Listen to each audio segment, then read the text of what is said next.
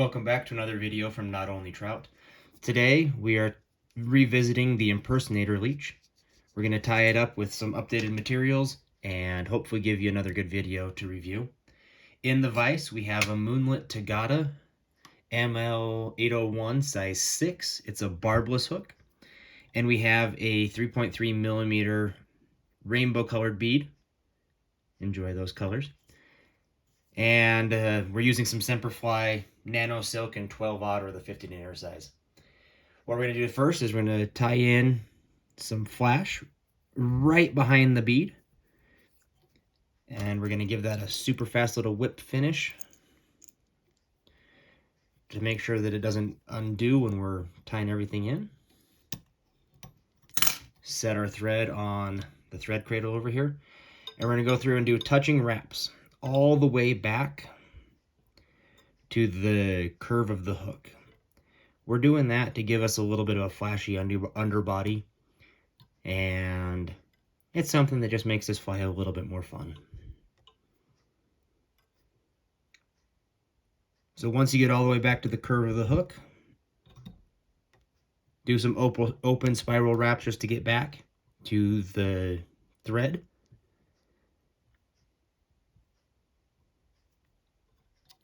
And then tie off your flash.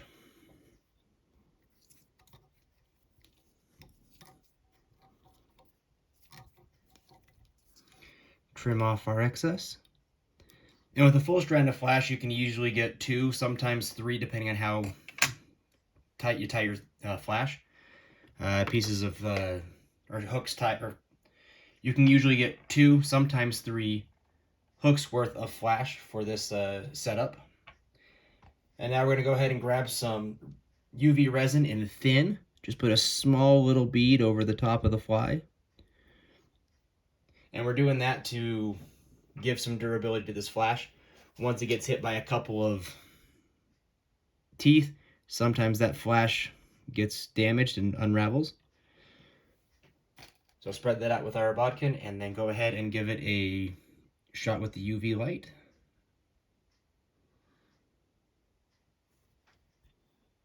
Nice and durable now.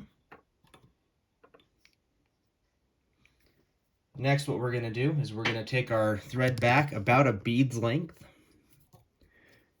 So guess right about here. And we're going to take some red, or metallic red starburst fibers from Fly Tier's Dungeon. And we're going to cut these up so it's nice and small. So here's the full length of the material. We're going to cut it in half several times until it's about the hook length in total length. So we cut it once, cut it twice, and you can see we're still a little bit long, so we're going to cut it one more time. Actually, we're just going to trim that one by eye. So right there to there. And don't worry about this being super perfectly clean, because it's going to be going into a dubbing loop to give us a little bit of a dubbing ball collar right here. So create your dubbing loop.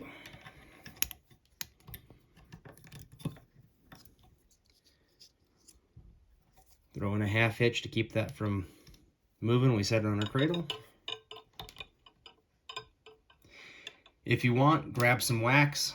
I still love using one of my buddy's Shane's. He's with Terrestrial Flyworks. He does a great wax. Put a little bit of wax on there and grab your dubbing that's been trimmed. Stick it in. Spread it out a little bit so it is not all clumped up.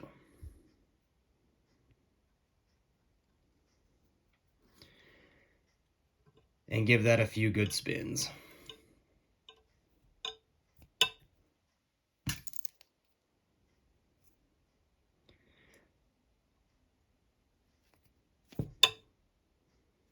Once that's nice and spun up, we're going to go ahead and brush it out real quick, get rid of any of the loose fibers. We're just going to wrap that at that one bead length behind the other bead and preen all of our fibers back to the back.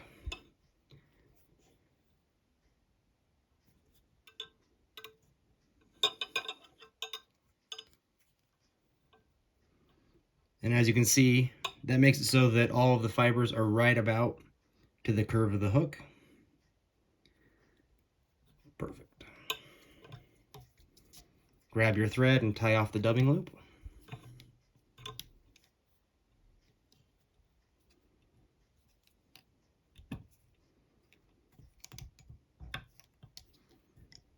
Trim out the tag. And what we'll do now is we'll grab a piece of rabbit zonker and measure it out so that it's 1.5 times the length of the hook. So there's 1.5. Trim that off. Now you can trim the back end of the zonker strip into a triangle. That does help it swim out a little bit better. Gives it a little bit more of a kick. Pull off just the front little section of fibers off that so you can get a clean tie-in point and set it on top of the hook.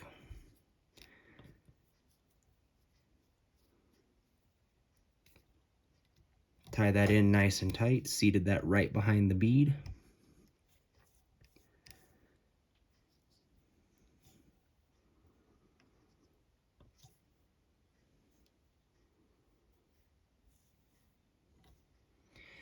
And now we're going to create another dubbing loop real quick.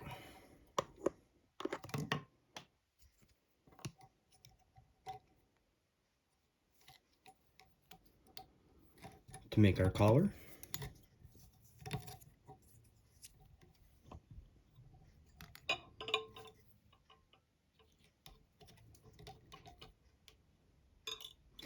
And we're just going to take a small clump of rabbit fur and trim it off of the hide and use that for our collar.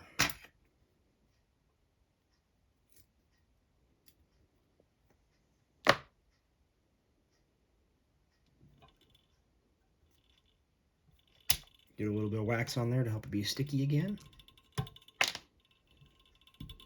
This rabbit fur can be slippery, so I like using the wax specifically on this portion. The dubbing, it helps out as well, but this rabbit fur, it's important. So as you can see, that clump goes all the way back to the curve of the hook. I'm going to trim off the front end.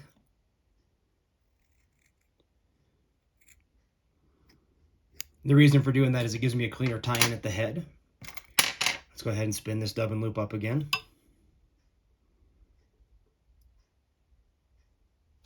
Spin that nice and tight, get several spins worth of spin in there.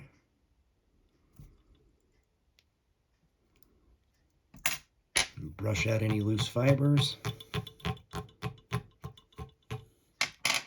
And same thing, preen the fibers back. If you get your fingers wet a little bit, be careful doing this too many times or you start sucking in rabbit fur on your fingers. But get your fingers wet, it helps you preen these fibers back a little bit. Just tie this around as the collar.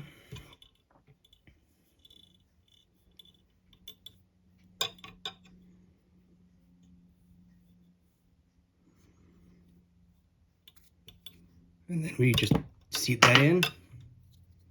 I pulled a little too tight on that one, so hopefully I can get this to seat properly. There, I got my tag end.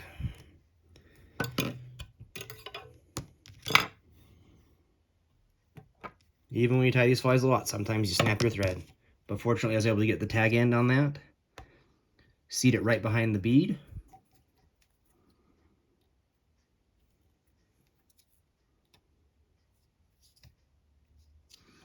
Trim off that tag end.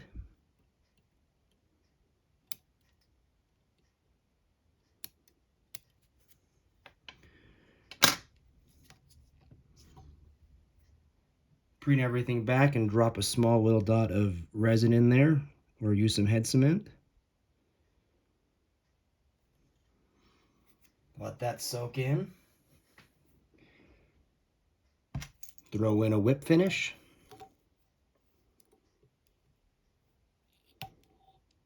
Trim your thread off and then hit it with that UV light. And then you've got a completed Impersonator leech.